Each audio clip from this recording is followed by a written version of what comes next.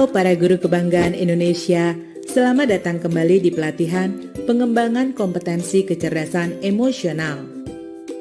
Nah, di video bagian kedua ini kita akan mempelajari penguasaan kompetensi kecerdasan emosional.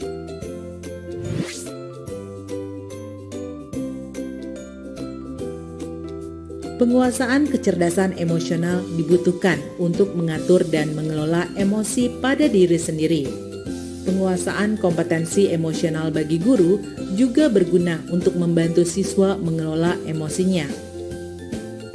Ahli psikologi Gerald Matthew dan Moshe Zeidner mengatakan bahwa kompetensi kecerdasan emosional berkaitan erat dengan kemampuan siswa untuk menghadapi stres di sekolah, yang pada akhirnya mempengaruhi keberhasilan akademisnya di sekolah.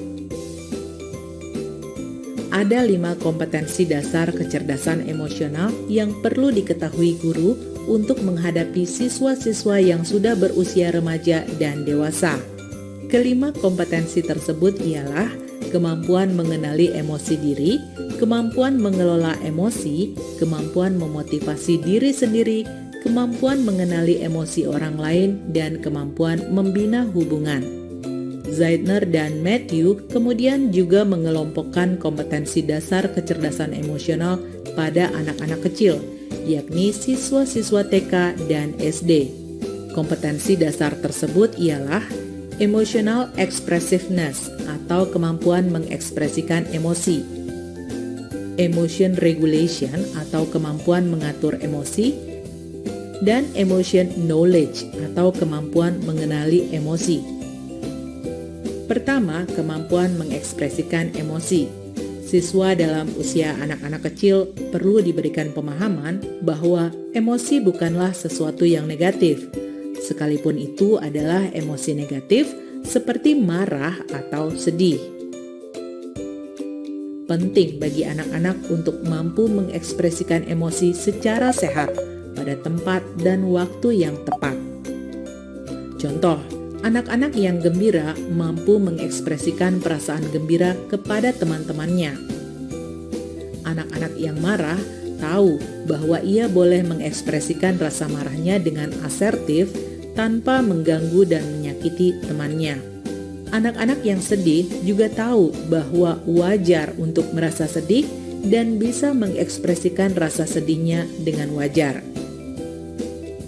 2. Kemampuan mengatur emosi. Ketika emosi yang dirasakan sudah terlalu intens, maka anak perlu belajar mengatur emosinya. Hal ini penting bagi anak-anak kecil atau anak usia awal sekolah, sebab mereka mengalami transisi dari rumah ke sekolah.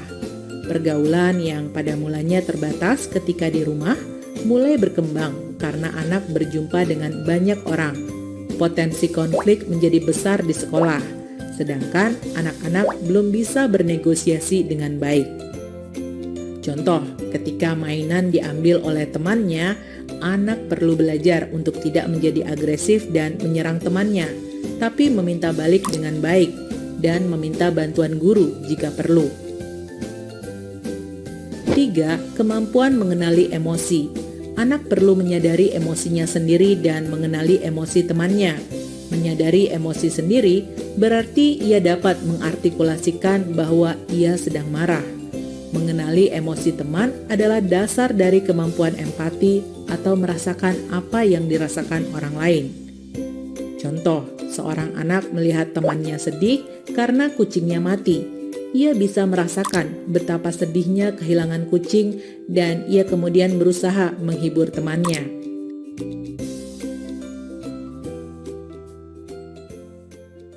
Nah, para guru kebanggaan Indonesia, demikianlah pembahasan mengenai penguasaan kompetensi kecerdasan emosional. Selanjutnya, di video bagian ketiga nanti akan dibahas mengenai bagaimana mengkomunikasikan dan mengekspresikan emosi secara tepat.